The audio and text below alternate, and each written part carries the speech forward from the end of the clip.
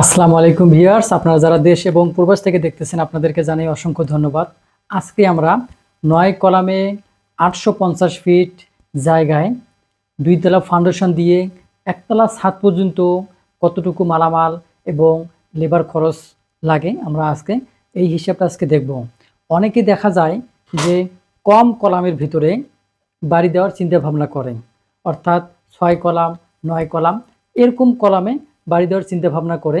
আজকে আমরা সেই বিষয় নিয়ে জানব এবং এই যে ছাদ ঢালাই করতে কতটুকু রড সিমেন্ট খোয়া লাগে সব কিছু আমরা জানব।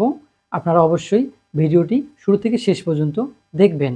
অনেকে দেখা যায় যে প্রথম পর্যায়ে এবং দ্বিতীয় পর্যায়ে ছাদ পর্যন্ত কাজ করে থাকে, তারপরে যখন কাজ করার সামর্থ্য হয় তখন ফিনিশিং কাজ ধরে বা গাঁথনি কাজ ধরে। তো আজকে আমরা বেজ ঢালাই থেকে শুরু করে আমরা প্রথমে একটা ছাদ পর্যন্ত ঢালাই করব। যেহেতু এটা 2 তলা ফাউন্ডেশন, আমরা একতলা ছাদ পর্যন্ত দেখব আমাদের কতগুলো মালামাল লাগে। তো আমরা প্রথমে এই যে 850 স্কোয়ার ফিট জায়গা, এর ভিতরে আমরা কি কি দিতে পারি আমরা মোটামুটি এটা একটা জানবো। এরপরে আমরা মালামালগুলো নির্ণয় করব। তো প্রথমে আমরা এখানে দিতে পারি আমাদের বেডরুম। প্রথমে আমাদের কি থাকবে? বেডরুম। বেডরুম বেডরুম হবে 2টা। বেডরুম হবে 2টা। এর আগে এই মাপটা আমি দিয়ে দিই। এই মাপটা আমাদের এখান থেকে 28 ফিট 10 ইঞ্চি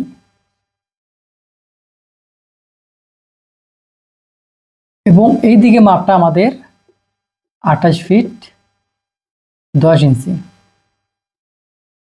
দুই দিকে মাপটা কি বর্গ। যাদের এরকম জায়গা আছে, জমি আছে, তারা কিন্তু খুব সহজে এরকম মাত্র 9টি কলামের উপরে বাড়ি আপনারা নির্মাণ করতে পারেন। তো আমরা বেডরুম পাবো 2টি এবং টয়লেট পাবো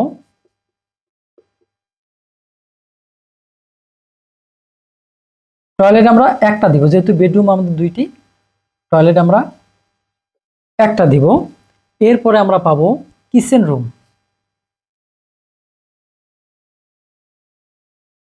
কিচেন রুম আমরা একটা পাবো। এরপরে পাবো আমরা সিঁড়ি পাবো। এরপরে ব্যালকনি পাবো একটা। আমরা লিখতে পারি আমাদের এই জায়গায় ব্যালকনি একটা। এই যে ব্যালকনি, এখানে এটা কিন্তু ব্যালকনি আর এটা হচ্ছে স্টেয়ার বা সিঁড়ি। তাহলে ব্যালকনি আর সিঁড়ি চলে গেল আমাদের। ব্যালকনি সিঁড়ি চলে গেল। এখন কি থাকবে আমাদের? এখানে ডাইনিং কাম ড্রয়িং রুম, অর্থাৎ এখানে এক জায়গায় হবে ডাইনিং কাম ড্রয়িং। আমরা লিখতে পারি যে ড্রয়িং প্লাস ডাইনিং।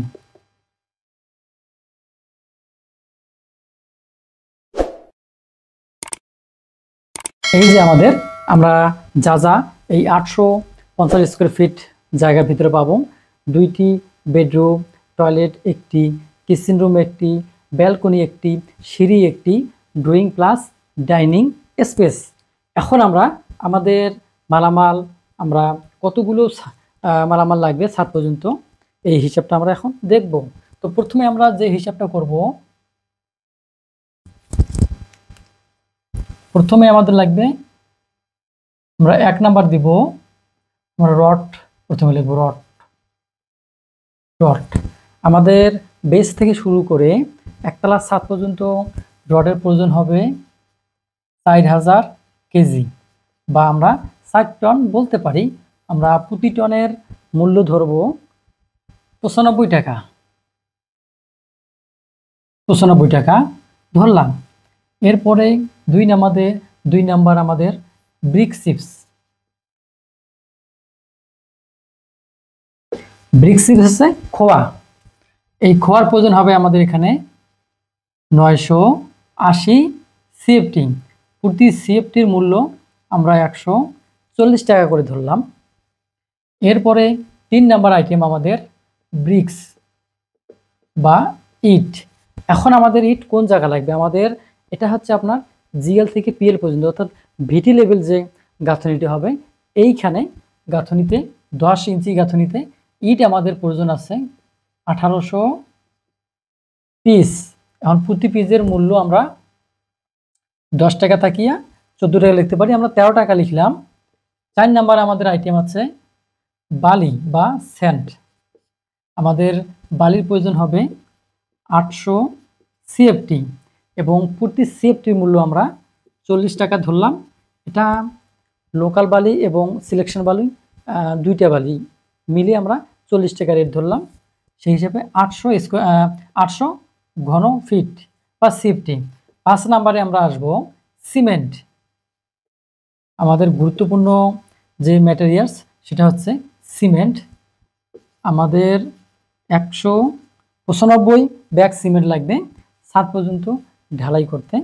আমরা প্রতি ব্যাগের মূল্য 540 টাকা দরে ধরলাম। এরপরে 6 নাম্বার আমাদের এই ছাদটা করার জন্য এবং এর নিচে কিছু কাজ আছে, এই মালামাল বাবদ কিছু আমাদের খরচ হবে, কিছু মালামাল বাবদ আমাদের এক্সট্রা হিসাবে খরচ হবে। এক্সট্রা হিসাবে আমরা এই খরচটা 20,000 টাকা ধরলাম। এরপরে 7 নাম্বার যে আমাদের আইটেম সেটা হচ্ছে ইলেকট্রিক। অর্থাৎ এই ছাদটা যখন আপনি ঢালাই করবেন সেখানে পাইপ ফেলতে হবে এবং সার্কুলার বক্স, ব্যান্ড, সকেট এই জিনিসগুলো লাগবে। তো এই কারণে আবার মিস্ত্রি খরচ লাগবে। তো আমরা সব মিলিয়ে আমরা 20,000 টাকা ধরলাম। আমরা ইলেকট্রিক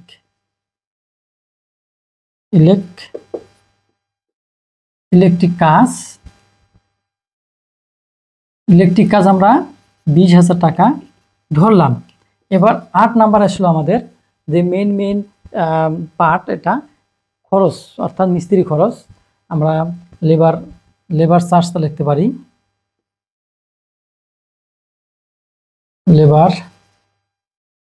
লেবার চার্জ। এখন আমরা যেহেতু আমাদের এখানে 850 স্কোয়ার ফিট, আমরা এই 850 স্কোয়ার ফিটের জন্য খরচ ধরব 1,30,000 টাকা। আমাদের কিন্তু খরচের যে পার্ট, আমাদের এই পার্ট শেষ হয়ে গেছে। এখন আমরা গুণ করব। এখানে আমরা পেয়েছিলাম 4,000 কেজি, এর সাথে 95 আমরা গুণ দেব, তাহলে আমাদের মোট টাকা বের হবে। আমরা এখন গুণ দেব 4,000 গুণন হচ্ছে 95 টাকা রড। তাহলে আমাদের এখানে আমাদের রেটটা আমরা পাবো 3,80,000। 3,80,000। এরপরে খোয়ার জন্য আমরা 980 সিএফটি গুণন 140 টাকা করে 1,37,200 টাকা। এরপরে ইটের দাম আমরা 13 টাকা করে ধরবো 1 নাম্বার ইট। সেক্ষেত্রে আমাদের 23,400 টাকা ইট বাবদ আসবে। বালি আমরা 800 সিএফটি, প্রতি সিএফটি বা ফুটের জন্য আমরা 40 টাকা করে নিয়েছি। সেক্ষেত্রে আমাদের বালি লাগবে এখানে 32,000 টাকা। এরপরে সিমেন্ট হচ্ছে 195 ইন্টু হচ্ছে 540, এখানে আমরা পাবো 1,05,300 টাকা। এখন আমরা এটাকে মোট করব। প্রথমে আমরা 3,80,000 পেলাম, এরপরে 1,37,200 টাকা,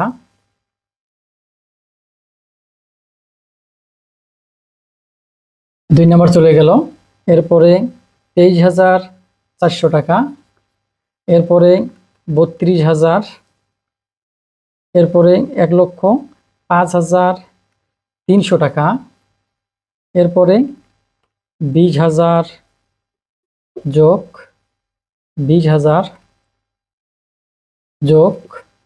1,30,000। এই আমাদের খরচ এখানে আসলো 8,47,900। আমরা সে ধরে নিলাম যে 8,48,000 টাকা। এখন এখান থেকে আপনারা প্রতি স্কোয়ার ফিট রেটটা বের করতে পারেন কিভাবে? এই যে 8,48,000 ডিভাইডেড বাই এখানে যে মাপটা আছে, অর্থাৎ এখানে 28 ফিট 10 ইঞ্চি গুণন 28 ফিট 10 ইঞ্চি, এর সাথে যোগ হবে এই ব্যালকনি মাপটা।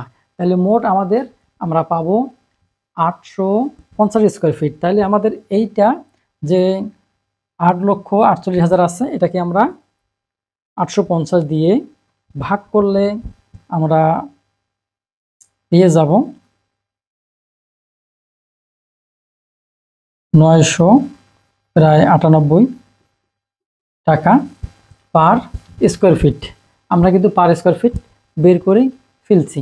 তো যাই হোক, আমরা এতটুকু পর্যন্ত আপনারা যারা বুঝতে পারেননি বা বুঝতে সমস্যা হচ্ছে, অবশ্যই আপনারা কমেন্টে জানাবেন।